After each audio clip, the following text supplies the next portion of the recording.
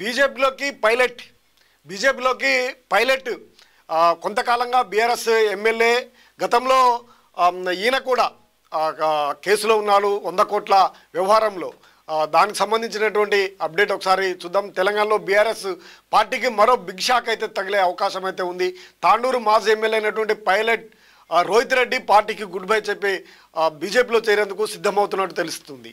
ఈయన బీఆర్ఎస్ హయాంలో కలకలం రేపినటువంటి కేసులో కీలకమైనటువంటి వ్యక్తి. ఈయన ఫామ్ హౌస్ కేసుకు సంబంధించినటువంటి ఎమ్మెల్యేలలో 4గురిలో ఈయన కూడా ప్రధానమైనటువంటి వ్యక్తి. బాలరాజు ఇప్పటికే చేరడం, మళ్ళీ ఇప్పుడు పైలట్ కూడా చేరే అవకాశాలు ఉన్నాయనే ప్రచారం కావడంతో బీఆర్ఎస్ పార్టీ అలర్ట్ ఉన్నట్టు కనిపిస్తూ ఉంది. ఇది ఒక షాక్ అని చెప్పాలి. స్థానిక ఎన్నికల సమయంలో ఇది ఒక షాక్. బీజేపీ అయితే బీఆర్ఎస్కు షాక్ల మీద షాక్ ఇస్తుంది. మాజీ ఎమ్మెల్యేలను టార్గెట్ చేస్తూ ఉంది. గతంలో ఉన్నటువంటి ఎమ్మెల్యేలను, ఆ కేసులో ఉన్నటువంటి ఆ ఎమ్మెల్యేలని ప్రధాన అస్త్రంగా ఉపయోగించే అవకాశాలు అయితే కనిపిస్తూ ఉన్నాయి. బిఎల్ సంతోష్ దీనికి సంబంధించినటువంటి అంశం పైన పూర్తిగా నిఘాను ఏర్పాటు చేసి ఆయన ప్రత్యేకమైనటువంటి శ్రద్ధతో ఆ 4 ఎమ్మెల్యేలను కూడా నాటి ఎమ్మెల్యేలను కూడా ఇప్పుడు బీజేపీలో జాయిన్ చేసుకోవడానికి సిద్ధమవుతున్నట్టు తెలుస్తూ ఉంది. ఇప్పటికే బాలరాజు మాజీ ఎమ్మెల్యే, అచ్చంపేట మాజీ ఎమ్మెల్యే చేరడం జరిగింది. పైలట్ రోహిత్ రెడ్డి సైతం వెళ్లేందుకు సిద్ధమయ్యారు. నేడో రేపు ఆయన కండవ కప్పుకుందుకు రెడీ అవుతున్నారు అనేది సోషల్ మీడియాలో ఇప్పటికే ప్రచారం అయితే కొనసాగుతుంది. కొంతకాలంగా సైలెంట్గా ఉన్నటువంటి ఈయన 2022లో మేనాబాద్లోని ఫామ్ హౌస్లో ఎమ్మెల్యేల కొనుగోలు కేసులో రోహిత్ రెడ్డి కీలకంగా ఉన్నారు.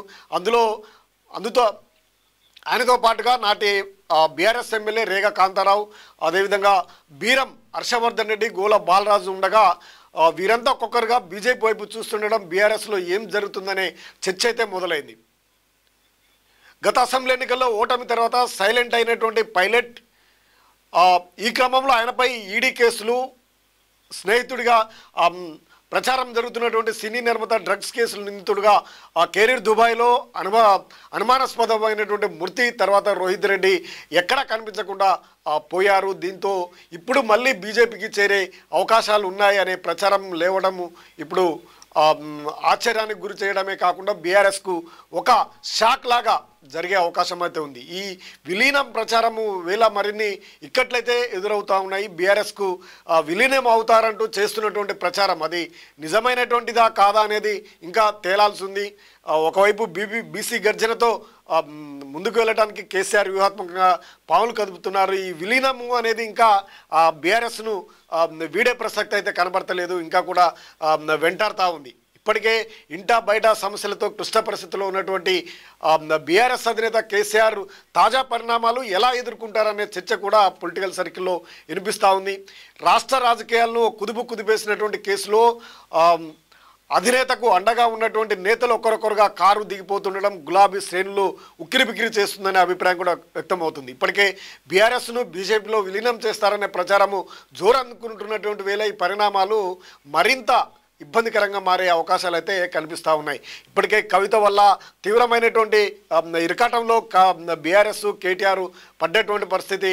ఇప్పుడు మాజీ ఎమ్మెల్యేలు కీలకమైనటువంటి కేసుల్లో ఉన్నటువంటి ప్రధానమైనటువంటి వ్యక్తులు ఇప్పుడు మళ్ళీ బీజేపీలోకి వెళ్తుండడం ఇప్పుడు బీఆర్ఎస్కు కొద్దిగా ఉక్కిరిబిక్కిరయ్యే పరిస్థితి అయితే కనిపిస్తూ ఉంది. వాస్తవానికి బీఆర్ఎస్ పార్టీ పుట్టుకతోనే అనేకమైనటువంటి ఇబ్బందులకు గురైంది, అనేకమైనటువంటి సంక్షోభాలకు చూసినటువంటి పార్టీ బీఆర్ఎస్ పార్టీ.